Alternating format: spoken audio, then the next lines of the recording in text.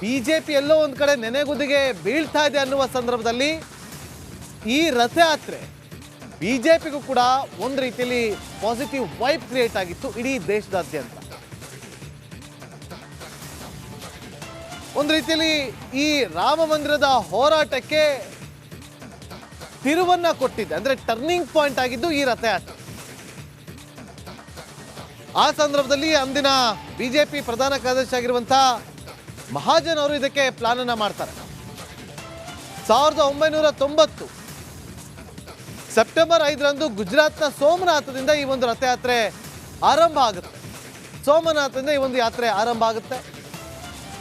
ಅವತ್ತು ಆರಂಭ ಆಗಿ 12 ರಾಜ್ಯಗಳಲ್ಲಿ 10,000 ಕಿಲೋಮೀಟರ್ಸ್ ಆಗಿರುತ್ತೆ ಈ ಒಂದು ರಥಯಾತ್ರೆ.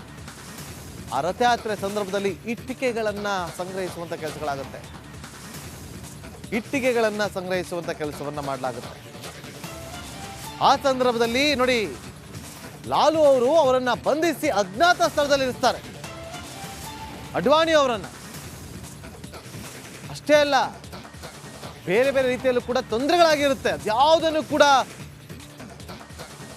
ಹಿಂದೆ ಹಾಕೊಳ್ಳದೆ, ಅದರಿಂದ ಒಂದು ಹೆಜ್ಜೆ ಹಿಂದೆ ಇಡದೆ ಮುನ್ನುಗ್ತಾ ಸಾಕ್ತಾರೆ. ದೇಶದ ಉದ್ದಗಲಕ್ಕೂ ಕೂಡ ಪ್ರತಿಭಟನೆ ನಡೆಯುತ್ತೆ. ಆ ಬಳಿಕ ಲಾಲು ಮಣಿದು ಅವರನ್ನ ಬಿಡುಗಡೆಗೊಳಿಸ್ತಾರೆ. ಅಡ್ವಾಣಿ ಅವರನ್ನ ಬಿಡುಗಡೆ ಮಾಡಲೇಬೇಕು ಅಂತೇಳಿ ದೇಶಾದ್ಯಂತ ಪ್ರತಿಭಟನೆಗಳು ನಡೆಯುತ್ತೆ. ಹೀಗೆ ಬಿಟ್ಟರೆ ಸಮಸ್ಯೆ ದೊಡ್ಡದಾಗ್ತಾ ಹೋಗುತ್ತೆ ಅಂತೇಳಿ ತಕ್ಷಣ ಅವರನ್ನ ಬಿಡುಗಡೆ ಮಾಡ್ತಾರೆ. ಇನ್ನು ಮೀಸಲಾತಿ ಕಿಚ್ಚಿಗೆ ಉತ್ತರ ಪ್ರದೇಶದಲ್ಲಿ ಈ ರಥಯಾತ್ರೆ ಸಾಗ್ತಾ ಇರುತ್ತೆ. ಅಲ್ಲಿ ಬ್ರೇಕ್ ಹಾಕಲಾಗುತ್ತೆ ಅದಕ್ಕೆ, ರಿಸರ್ವೇಶನ್ ವಿಚಾರವಾಗಿ. ಆಗ ವಿರೋಧಿಗಳು ಇದು ರಥಯಾತ್ರೆ ಅಲ್ಲ, ಇದು ರಕ್ತ ಯಾತ್ರೆ ಅಂತೇಳಿ ಟೀಕಿಸುವಂತ ಕೆಲಸವನ್ನ ಕೂಡ ಮಾಡಿರ್ತಾರೆ. ಟೀಕಿಸ್ತಾರೆ, ಪ್ರತಿಯೊಂದು ವಿಚಾರದಲ್ಲೂ ಕೂಡ ಟೀಕಿಸಿರ್ತಾರೆ. 1992 ಡಿಸೆಂಬರ್ 6ರಂದು ಬಾಬ್ರಿ ಮಸೀದಿ ಧ್ವಂಸಗೈದಂತಹ ಕರ ಸೇವಕರು ಅವತ್ತಿನ ಘಟನೆ. ರಥಯಾತ್ರೆ ಆರಂಭ ಆದಂತಹ 2 ವರ್ಷದಲ್ಲಿ ಮಸೀದಿ ಧ್ವಂಸಕ್ಕೆ ಮುಂದಾಗ್ತಾರೆ ಕರ ಸೇವಕರು.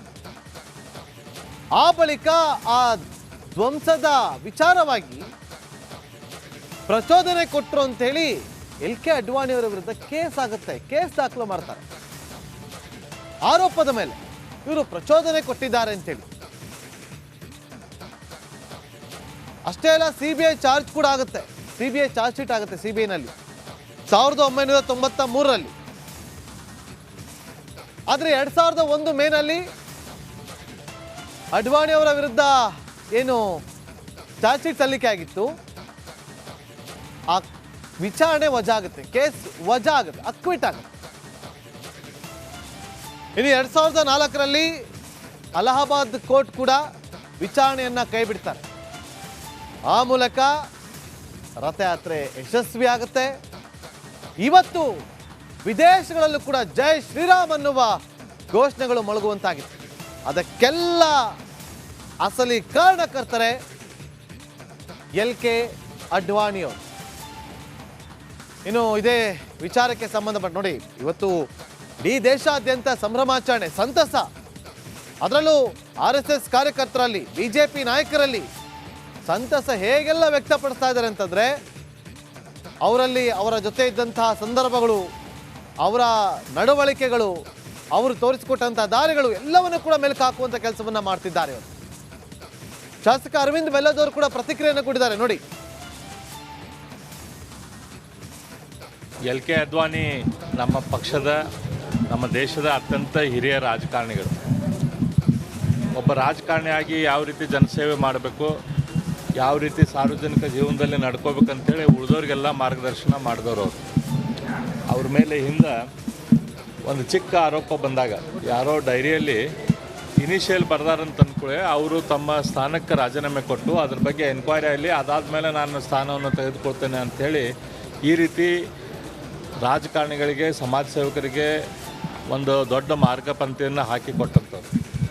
ಅಂಥ ಹಿರಿಯರಿಗೆ ಇವತ್ತು ಭಾರತ ರತ್ನ ಸಿಕ್ಕಿರೋದು ನಾವೆಲ್ಲರೂ ನಮಗೆ ಸಲ್ಲಿಸ್ಕೊಳ್ಳುವಂಥ ಗೌರವ ಭಾರತೀಯರಿಗೆ ಸಲ್ಲುವಂಥ ಗೌರವ ಅಂತ ನಾ ಈ ಸಂದರ್ಭದಲ್ಲಿ ಹೇಳಕ್ಕೆ LK BJPಯ ಭೀಷ್ಮ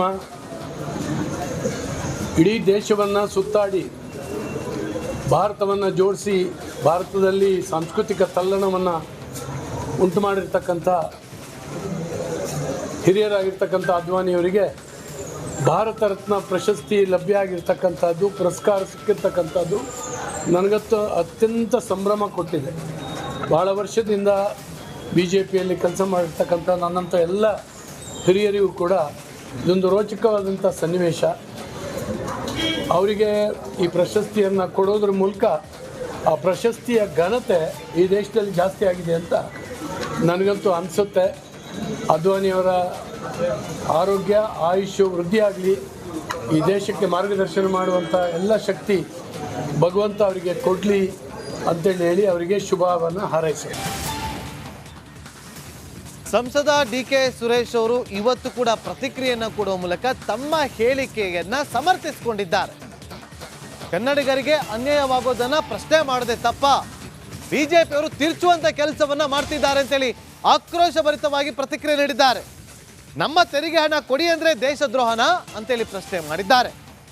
ದೇಶ ವಿಭಜನೆಯ ಮಾತಿಗೆ DK ಸುರೇಶ್ ಅವರು ಸಮರ್ಥಿಸಿಕೊಂಡಿದ್ದಾರೆ. ರಾಜ್ಯದ ಹಿತಕ್ಕಾಗಿ ನಾನು ಯಾವುದೇ ಹೋರಾಟಕ್ಕೂ ಸಿದ್ಧ ಅಂತ ಹೇಳಿದ್ದಾರೆ. ನಾನು ನಮ್ಮ ರಾಜ್ಯದ ಹಿತ ಕಾಯಲು ಹಿಂದೆ ಮುಂದೆ ನೋಡೋದಿಲ್ಲ. ನಾನು ಕೊಟ್ಟಂತ ಹೇಳಿಕೆಯನ್ನ BJPಯವರು ತಿರುಚಿದ್ದಾರೆ. BJPಯವರೇ ನನ್ನನ್ನು ನಾಯಕನಾಗಿ ಮಾಡ್ತಿದ್ದಾರೆ. ಕನ್ನಡಿಗರಿಗೆ ಅನ್ಯಾಯ ಅಂದ್ರೆ ದೇಶದ್ರೋಹ ಅಂತೀರಾ ಅಂತೇಳಿ ಪ್ರಶ್ನೆಯನ್ನ ಮಾಡಿದ್ದಾರೆ. 100 ರೂಪಾಯಿ ಬದಲು 330 ರೂಪಾಯಿ ಉತ್ತರ ಪ್ರದೇಶಕ್ಕೆ ಕೊಡ್ತೀರಾ?